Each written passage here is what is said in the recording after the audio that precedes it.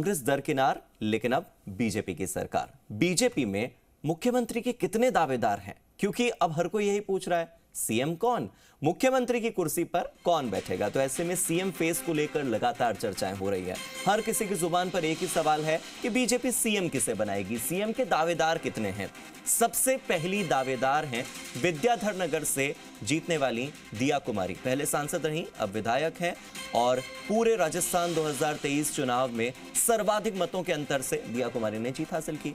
इससे पहले लगातार विधायक रहते हुए मुख्यमंत्री बनने का जो गौरव है वसुंधरा राजे को मिला है। वसुंधरा राजे झालरापाटन से जीतकर आई हैं। इससे पहले 2 बार वो सीएम रह चुकी हैं। बात करें ओम बिरला की, तो वो भी एक नाम हो सकते हैं। हालांकि वो फिलहाल लोकसभा अध्यक्ष हैं, लेकिन ओम बिरला का नाम भी इसमें से एक है। जल शक्ति मंत्री यानी केंद्रीय मंत्री गजेंद्र सिंह शेखावत का नाम भी इसमें से एक है। कानून मंत्री अर्जुन राम मेघवाल का नाम भी सीएम बनने वाले कद्दावर नेताओं की फहरिस्त में एक है।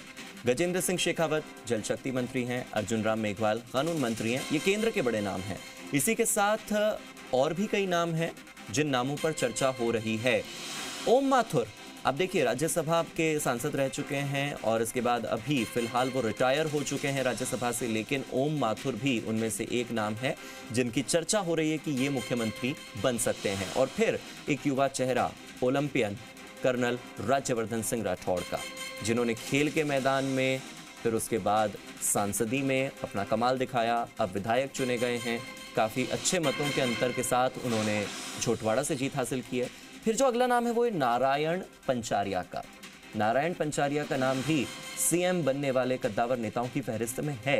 ये एक चौंकाने वाला नाम ज़रूर है और इस नाम पर फिलहाल चर्चा चल रही है। बाबा बालकनाथ, बीजेपी का नहीं पता, लेकिन सोशल मीडिया पर बाबा बालकनाथ को लेकर क्रेज अलग ही देखने को मिल रहा है। बाबा बालकनाथ में योगी आदित्यनाथ की छवि देखी जा रही है।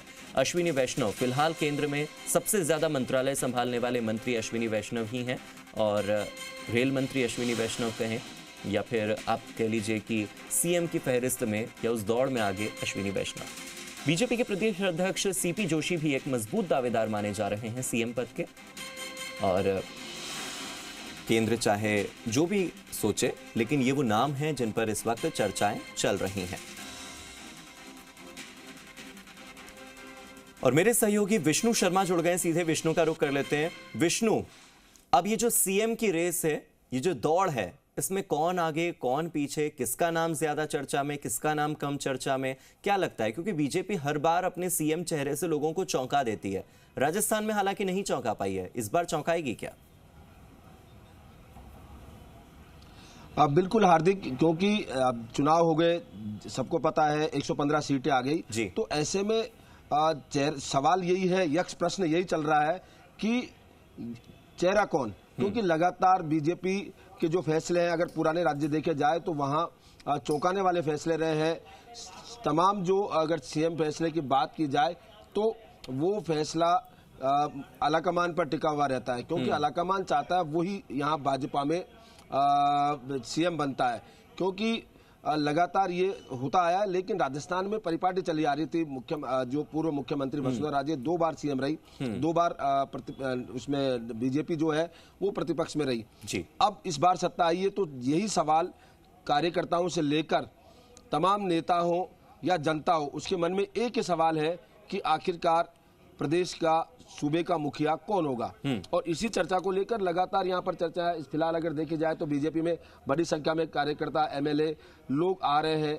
सभी के मन में एक ही सवाल है। मेरे साथ युवा जो भाजपा युवा मोर्चा उसके प्रदेश अध्यक्ष अंकित, बात करते हैं। अंकित, क्या लगता है, बीजेपी सत्ता में आ गई, अधिकार तोड़ बहुमत एक तरह से माना जाए, चुनौतीपूर्ण बहुमत के बाद आई है, क्या मानना है आपका कि कौन हो सकता है मुख्यमंत्री का चेहरा? आपको जल्दी पता चल जाएगा कौन मुख्यमंत्री का चेहरा होगा। पार्लियामेंट्री बोर्ड की बैठक होगी, उसमें संगठन मिलकर के तय करेगा कि कौन हमारे राजस्थान प्रदेश का सीएम बनेगा।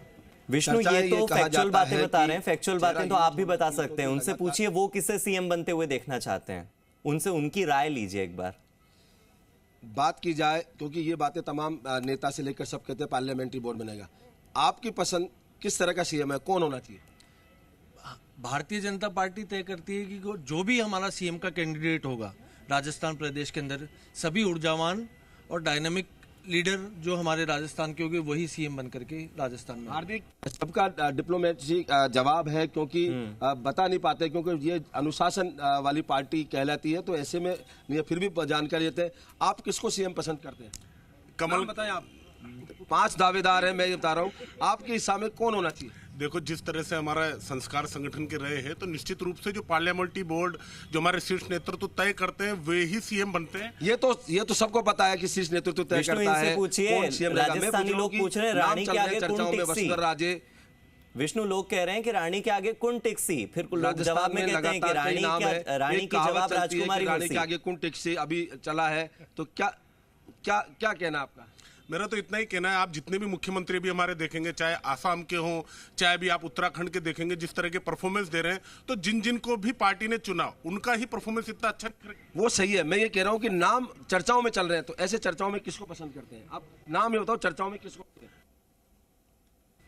बिल्कुल हार्दिक, आपने देखा कि यहाँ तमाम लोग है, युवा है चेहरे, पर सबका एक ही है कि कमल का फूल। क्योंकि कहीं ना कहीं पार्टी के बियॉन्ड जाकर कोई नहीं बोलना चाहता, क्योंकि परिपाटी यहाँ पर ऐसी रही है। फिलहाल मैं बता दूं कि जितने लोग हैं उतनी चर्चा है, कैमरे के सामने आके बचने से, बात करने से बचने हैं। ठीक है विष्णु, अगर कैमरे के पीछे जवाब दे दे बीजेपी वाले तो कैमरे के पीछे जाकर जवाब ले लीजिएगा, लेकिन इसका जवाब जरूर लीजिएगा कि रानी के आगे कौन टिकसी, और इस बार क्या वसुंधरा राजे रिपीट होंगी या फिर कोई नया चेहरा देखने को मिलेगा। बहुत बहुत शुक्रिया आपका विष्णु इस जानकारी के लिए। यहाँ रुकते हैं एक छोटे से ब्रेक के लिए।